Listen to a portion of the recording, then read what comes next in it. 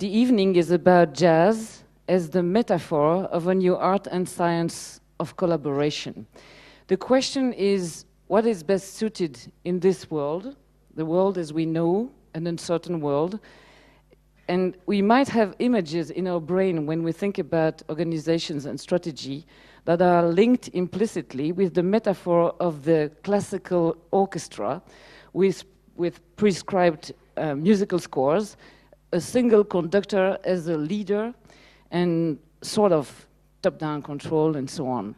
Well, is this best suited, or can we imagine to look at organizations through another metaphor, which would be the jazz combo or combination of musicians, of course, based on things like improvisation in real time, peer-to-peer relationship, sharing, trust, and a lot of improvisation. It seems that even when we have the available information we need, in some cases we don't process the information according to what we should, because we don't imagine what's going to happen. So the question is, in fact, in some cases, we see the world according through our lenses. We have a way to see the world that prevents us from recognizing things we don't know. Unforeseen events are just decoded in hindsight because we don't know them. We don't know the events in advance, so we don't recognize them until they happen.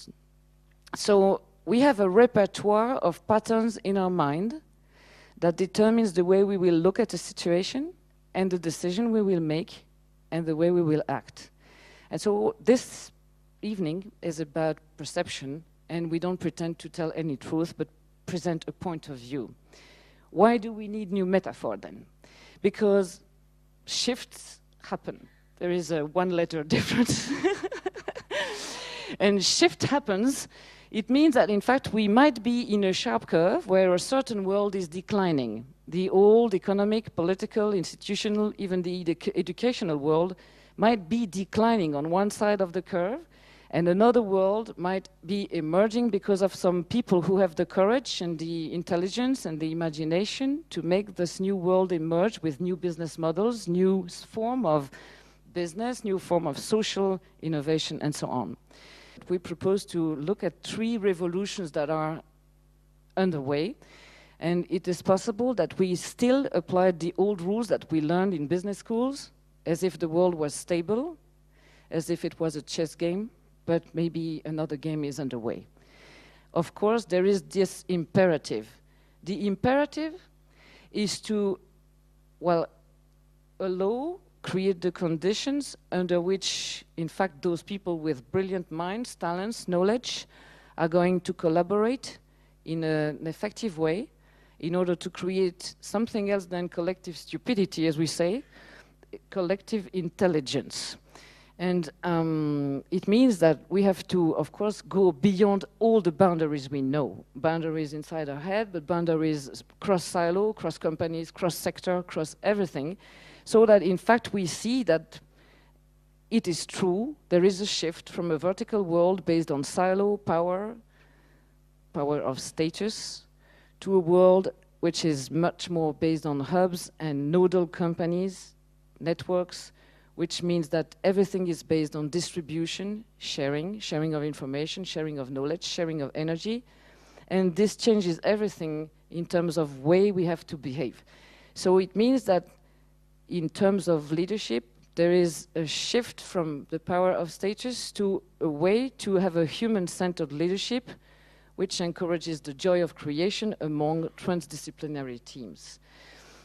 In a certain system, we might perform at our best. We might be excellent. We might put some more pressure and some more pressure, but at a certain point, we need to completely reinvent the rules themselves. And is it possible that at this point in time, we might just be in the situation where even if we perform at our best, even if we are excellent, we simply have reached the limit of a certain type of performance because the rules of the game have changed.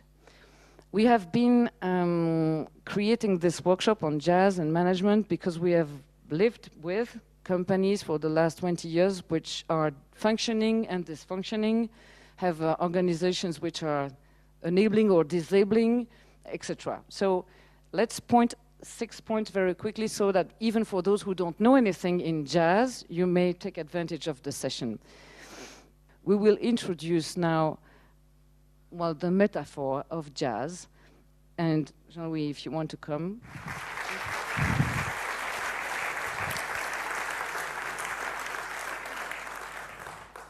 I would like to introduce Vincent Bruynings on the piano.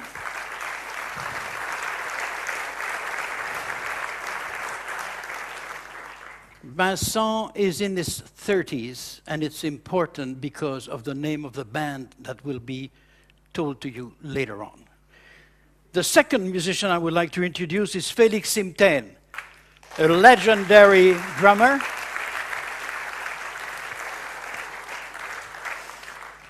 Félix is in the first half of his 70s. It's important at that age, to make the difference between the first and second half. The third musician I'd like to introduce is Stéphane Mercier on alto saxophone.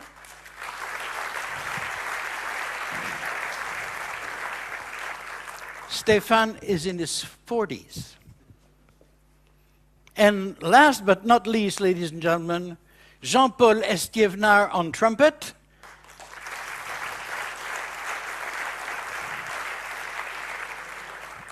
He's in his 20s.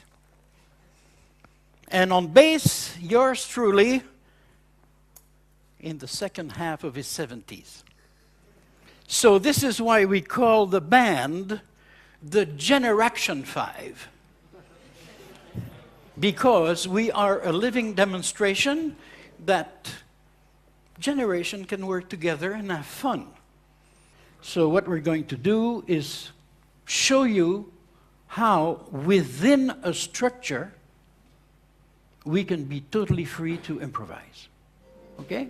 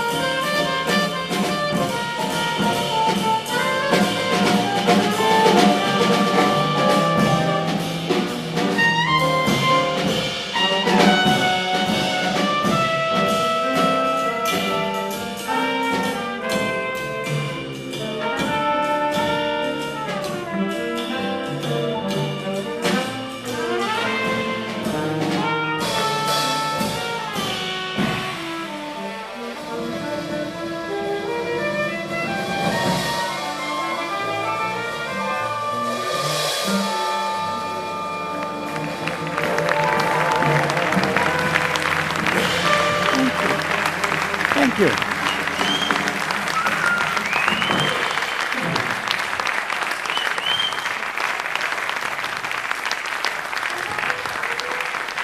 You've been extremely good without a rehearsal. It's amazing. Thank you.